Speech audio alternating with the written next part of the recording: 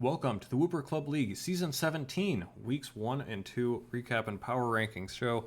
We're trying something a little different here, going every couple of weeks, which means that we are going to be covering the first quarter of the season and where our teams have ended up after that first 2 weeks of the season. I am your host, IllLogic. I'm coach of the Buffalo Bouffalant, and as always, I am joined by my co-host, SteveChuck, coach of the Waterdeep Wobbuffets. Hey, everybody. It's a little early in the season, but we do still have a decent amount of transactions to be able to go through. Some coaches may have found that their teams weren't quite working the way that they wanted to, and so we have some moves to go over first. So to start off, the Wooper Boopers making quite a few transactions here. A lot of mons in and out, dropping from their draft the Iron Leaves, Aself, Fletchender, and Gligar in favor of, hey, look at that, Jumpluff, Milotic, Pyroar, and the Impidimp. Pretty interesting stuff there. Steve, whenever we went over their draft in the first place, I believe we noted that there were a ton of psychic types, and some of those potentially were stacking up on each other with weaknesses and maybe not able to take full advantage. So we see a nice little spread here coming in for the Boopers. Yeah, that is my understanding is definitely part of this. I know they have specifically mentioned Azelf in particular. They were unaware, at least when it was drafted, that expanding force would not work for the spread because Azelf was levitating. And so, after they had some time to think about it, went ahead and dropped Azelf, picking up a, different higher point mod in Milotic, which is, going to be a fantastic piece for them. But otherwise, yeah, diversing those higher tier psychic types, giving their team a little bit more identity outside of psychic terrain. So the team, is no longer built around it. Indeed, he's still a great abuser, and the effects of stopping priority is still useful. But now there's, more identities to this team than just psychic terrain. Shout out to low tier doubles where Jumpluff can actually be a very viable pick, which is pretty neat. The other transaction we have to go over, the San Jose Sharpedos making a move, dropping the Deoxys defense in favor of Scrafty. And again, Steve, outside of low tier doubles, maybe you're scratching your head, but I'm a huge fan of Scrafty. Was sad to see it undrafted, so shout out to Sharpedos for making this move. Yeah, I think you had mentioned Scrafty seemed like one of the best mods, if not the best mod that wasn't drafted. Very great mod for doubles. Intimidate, of course, Fake Out very notably. Wide Guard, Coaching, Snarl. Good bulk to just sit out there, be out there, annoy the opponent's team. And, a full high-power draft, it can still serve its purpose, especially in doubles as an Intimidate and a slightly bulkier piece. But that bulk should go a lot further in this low-tier format. Really like to pick up. Deoxys, of course, not always the best thing to see go away. It is quite a versatile piece. But I think, Scrafty is a little more doubles oriented. So hopefully, hoping to see it do some cool things. Shout out to the club using the Deoxys defense recently to PP stall, but probably not as viable to use in doubles there. A little too passive. Okay, with, again, 2 weeks to go over, and with 20 coaches, that is quite a few matches, so we're going to get going right now. First match of the season, the regular season behemoths, known as the Calgary Corviknights, facing off against the newly rebranded San Jose Sharpedos in their first normal season with us. It's the Sharpedos who get the high-speed 2-0 win. It's not a season without a turn 1 fire move doing something, though, too, as an Eruption can crit Oko Comfy turn 1, then with Helping Hand Oko Hoopa as well, while Furt hangs on with a Sash, though Typhlosion go down to Quaquaval and the Terra Water Gliscor. But here's the second mode, Slacking and Wheezing. The irony of Sludge Bomb poisoning Gliscor and actually doing damage, it goes down to that plus the Slacking. Big dodge by Cabaraja means Wheezing just goes down. Is there a chance, maybe if Inteleon weren't here with the strong Surf, Sucker Punch Slacking, and one more spec Surf from Inteleon finishes the game? There you go. Sharpedos with the big win. And if you like quick games, how about a 6-turn back and forth with the Waterdeep Wobbuffets and the Wooper Boopers? Wobbuffets come away with the 4-0 win in this one. Swampert down turn 1 after bringing Muck very low, but that and the Indeedee locked into a grass move just become a great reason for Noivern to come in and click Boomburst to proc Throat Spray. Well, there's the expanding force, but it still lives. Terra normal Boomburst with a Ghost by its side, 2 KOs. It's that easy. Doxman does bring it down, but Decidueye with the Tailwind. So how about another spread normal move? Hyper Voice boosted by Helping Hand will get the last 3. The Wobbuffets with the normal and Ghost teams and moves, mowing down a good team with ease. Okay, let's slow it down a little bit with the Trick Room team. The Evergreen Empoleons taking a decisive 3-0 win over the Corviknight Clobberers. Turn 1 Basculegion goes down for free. How does this go well? Glowking gets off Trick Room for free next, and the Horse in for free after that. And then while Glowbro resets Trick Room, Moltres goes down to Terra Rock, Terra Blast. Wow, the Ironhead flinch is good, and Terra Dark means Bisharp doesn't go down to Emboar in one hit, meaning Tauros can finish off the big, but Glowking is back in next to the Brute Bonnet. Trick Room goes back up, and Brute Bonnet goes down to some poison, but that lets Enamorous in to Calm Mind up, and Glowking plus the Genie KO Brambleghast and Bisharp. Tauros gets another big hit off on Enamorous, goes down to Recoil. Sableye KO'd. One more Enamorous hit will finish the game. That's a 3-0 for the Empoleons. Next up, another 3-0. This one a convincing showing from the Newport Noctowls over the Route 1 Burbs. Turn 1, Articuno tears Water 2, Live Cloisters, Rock Blast, and gets off the tailwind. Some decent damage and good positioning the next couple turns, highlighted by bringing in Balloon Tinkaton against Haxorus, which cannot touch it, while Clodsire starts getting off lots of damage. Lots of damage through 7 turns, but nothing is down. Electabuzz and Clodsire are sacked, but Cloister's Icicle Spear can simply KO Braviary the next turn. Cinder and Infernape trade up, but Alolan Sandslash is low. Articuno gets off tailwind, but Terra Fairy means Hydreigon lives to get off a tailwind of its own. With everything on the Burb side just low, it's going to be a simple cleanup from here as the Noctowls grab the win. Next up, Corn Phalanx and Rocky Mountain Cloisters proved they belonged in the main league in recent seasons, and they faced off in a fun match week 1, resulting in a 3-0 for the Phalanx. It's an annoying setup to deal with for the Phalanx as Gothorita keeps Mons trapped, Serena barely escaping with its life from Charizard, and then Hydrapple and Dondoza can take damage with relative ease as they whittle down Umbreon. Serena can triple axle KO Hydrapple, but Gothorita traps it in again for Charizard to KO it, but the problem has become the Terra Water Skarmory. How do you KO that as it sets up iron defenses? Grookey goes down, Poltergeist can only sit there and take hits from Skarmory's partner until it goes down, and with no more redirection it's inevitable. Even as Barraskewda falls, Kilowattrel can break through the Dozo, and Charizard while Skarmory lives forever. A good win for the Phalanx. Halfway through, here's an easy contender for best match of the week. It's my Buffalo Bouffalant facing off against Met Cincinnati and Incineroar. These are always great contests, but they usually end in my favor. So here's a twist. The 1-0 victory for the Incineroar. Turn 1, Drifloon gets up Tailwind as it goes down, and Pinterkirch and gets up the T-Spikes, followed by it and Gallade teaming up to KO the sturdy Magnezone for free. But in exchange, Dusknoir gets off the burnt onto Gallade, and Shaman KOs Pincurchin the next turn. Toxtricity KOs the Ghost as Tailwind goes down, so here's a critical turn. Articuno goes Terra Ground, Toxtricity goes normal. The Bouffalant decide to double into the Toxtricity, but Seed Flare misses, and that lets the Rockstar live and KO Shaman with help from Gallade and the Poison. Gallade goes down, then Magmar and Samurott are both victims to Boomburst as we enter the 2v2 endgame. Ambipom hits all 3 triple Haxel hits, while Lycanroc KOs Toxtricity. Can Ambipom land all 3 hits again? Yes, it can. It outspeeds and KOs the Wolf, giving Matt his first real win against the Bouffalant in a long time, a 1-0. Welcome to the WCL Rocket City Zigzagoons, who make their debut in a well-fought match against Summit County Psyducks, who do emerge victorious 3-0. Turn 1, trading Tailwinds as Torn tears Dragonite tank Rotom heats hit, and then a neat Weather Ball attack as Hippo comes in to nail Rotom. Then Hurricane lands to Oko Superior. It does go down to Crook, but the Croc and Lycanroc bring each other to 1 HP, funnily enough. Crook goes down after bringing Decidueye low 2. Lycanroc goes down to Lucario, but that Hippo is so tanky and brings down Lucario. Decidueye goes down, but Hippo keeps firing away. Rock Slide and Sand Chip is big damage on everything. It's going to clean up alongside the Colossal as the Psyducks start strong. Another quick match. We expected fireworks from the Akron Agrons in the Close Combat Club, but the Agrons cleaned up with a huge 6-0 win.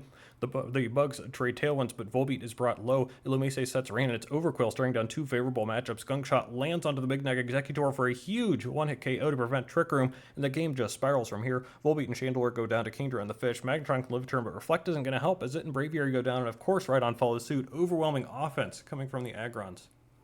Speaking of overwhelming, the Seattle Steamrollers gave a rude introduction to the main league to the Hippo Hides with a convincing 5-0 victory. It starts poorly for the Hides as Staraptor goes down to Beartick even at -1, and turn 2 continues the bad trend as Mudsdale switches in, and the freeze. Yeah, that's a Chad classic right there. Could it get any worse? Fury swipes from Skuntank is Mudsdale to activate Stamina. Misses. Yep, it's one of those games as Mudsdale just goes down, and Skuntank falls soon after. Espeon and Goodra combine to KO Tauros, but what are you doing about the Swochan? And the tanky Goodra gets tricked to Scarf from Rotom. It's an inevitable slow decline as Swochan's Leech Seed combined with a variety of other attacks whittle away at the last couple months, and Chad walks away the winner.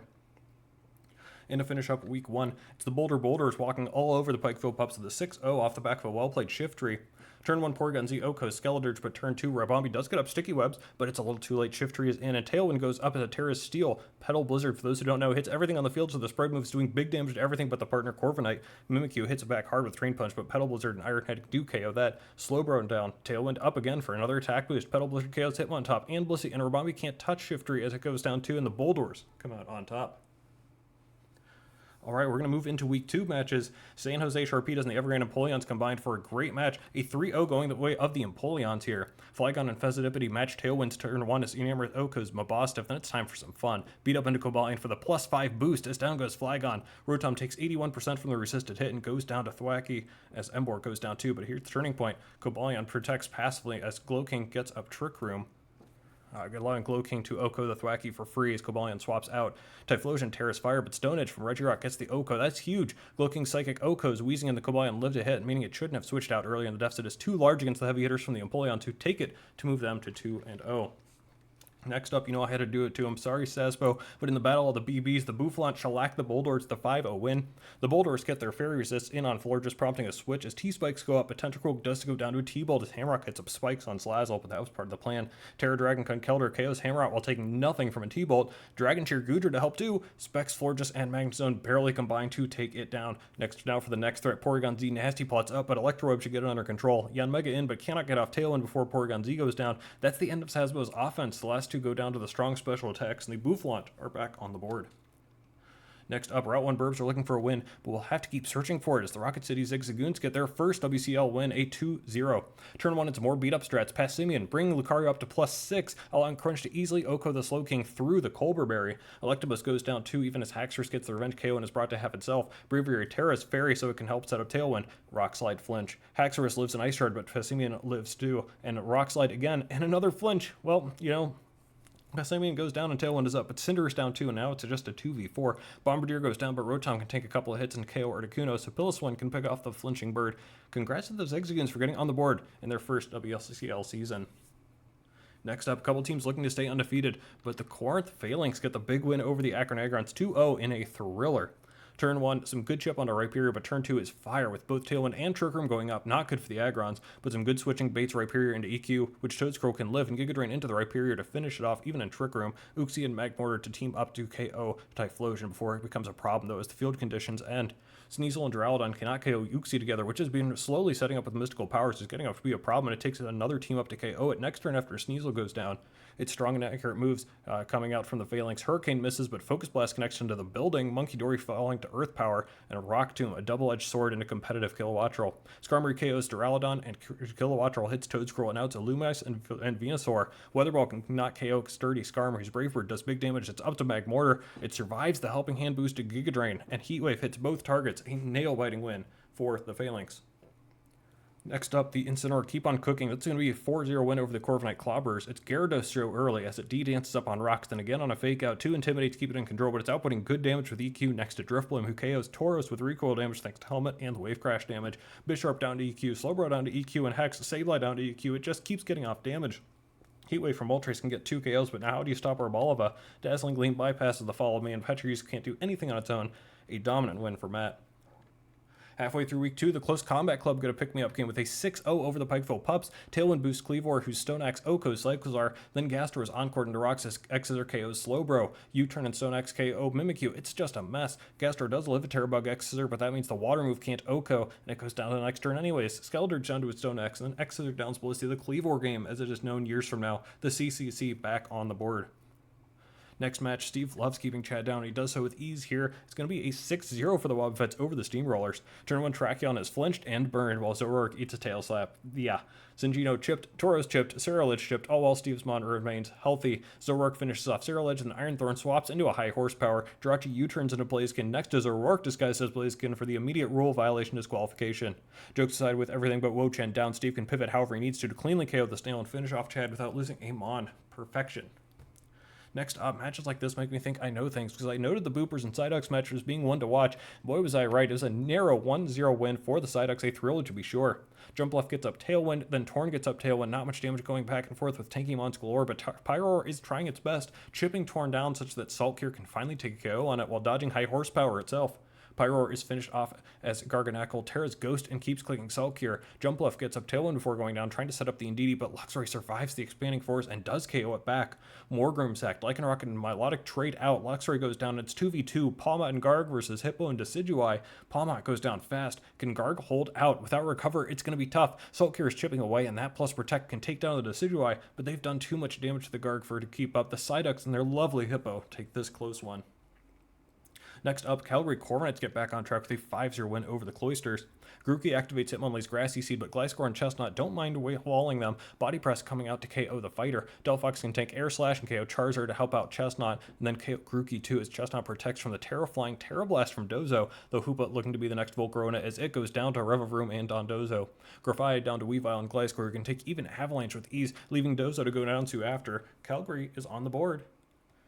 And finally, to end our gauntlet, the Noctowls grabbing a win over the Hippo Hides 3-0. It's Noctowl week as it gets up Tailwind turn 1, but how about Virizion coaching into Mudsdale? But then what about also Haze on Noctowl to stop the boosts? More crazy move application. Bravebird is going into the Trevenant slot, so swap in Raikou and Ally Switch. Whoa, gets crazier as Wackenberry means Staraptor lives and can KO itself and Trevenant from full with Bravebird. Then Raikou goes down to EQ. This match is crazy. Encore keeps Mudsdale low without doing anything. Then Player Off Tinkaton brings down Virizion after taking some chip, and a nice double up on Hoodra takes it out with Draco and Player Off. But it's not over. That Mudsdale is a pain. But hey, Haste with more application, bringing Hydreigon from -4 special attack back up to neutral. Thank goodness it thawed immediately from Blastoise's Ice Beam. Noctowl roosting up and hazing away Hydreigon. Draco drops. This is surprisingly efficient. Mudsdale down to its partner, a Belly Bolt chip down, and Blastoise finally reveals Shell Smash on another Haze. How is this Noctowl doing this much work? Another Draco drops Blastoise, and it's a bit of switching around to finish off Belly Bolt and get the Noctowls their second win. And that's the first 2 weeks in the books. Ton of matches to go over, Steve, but I think you're going to be happy with the first name we see on the list. Take us through the power rankings a little bit here. Talk about you being on top. Yep. So here are our power rankings through the first 2 weeks. Waterdeep Wobbuffets at 1, Newport Noctowls at 2, Cincinnati and Incineroar at 3, the Summit County Psyducks at 4, at 5, the Corinth Phalanx, Evergrande and Polions at 6, Buffalo Bouffalant for 7, and the Akron Agrons closing it up at 8. So as everyone can clearly see here, the top 6, of course, we have the 6 2-0 teams. After 2 weeks, there's really no arguments to try and – there are arguments, but there's nothing conclusive to put people above them. There are, of course, some staple teams like the Bouffalant Agrons who are hanging out here towards the bottom. You could consider moving up higher, but nothing significant after 2 weeks. We haven't seen enough this season to do it, although I'm sure they'll both be in the playoffs. As for, going through the list a little more in detail, 1 and 2 were a little bit of a group for us. Wobbuffets and Noctowls, of course, both being within the big 3 and both having fantastic seasons so far. Wobbuffets have the slight edge due to mostly differential at this point, plus 10 after 2 wins. One of them being against, a strong Boopers team, as well as, the occasionally strong Steamrollers team. Looking pretty good. Noctowls, of course, have that big win over the Burbs, but we did decide to give the slight edge to the Wobbuffets. The Incineroar were a pretty clear 3 to us. They're a more doubles-oriented player, although, they've been attending less and less VGC stuff recently. However, doing fantastic so far. No arguments there. 4, 5, and 6 were another little bit of a group for us. The Psyducks, Phalanx, and Empoleons. Psyducks, another doubles player that does start the season hot. Let's certainly get them in here, and we're going to hope to prevent the midseason collapse this time, and hopefully they can stay on this list for significantly longer. Phalanx and Polions, they both have very similar seasons coming up from the beginner leagues, not doing the gym leader season, and this is their first normal season in the league. Both defeating a 1-1 team as well as an 0-2 team. Overall reasonable, but we decided to give the slight edge to the Phalanx, but those two could easily swap in future weeks based on how those matches go. Of course, when you get to the 1-1 teams, the Bouffalant kind of very much standing out there, 1-1 plus 4, doing fantastic, as well as losing to the Incineroar, who are up here at number 3. No shame in that, and I'm sure they'll be up here much longer. And the Agrons, probably the best remaining 1-1 team in terms of overall performance, getting that good win against the Close Combat Club, a very dominant win against another VGC player. A close loss against the Phalanx, but overall, we're not feeling too pessimistic about their season yet, but of course that can change. What are your thoughts on these rankings, Nate? Yeah, this makes a lot of sense. And having Wobbuffets Noctowls of the undefeated teams up there is nice.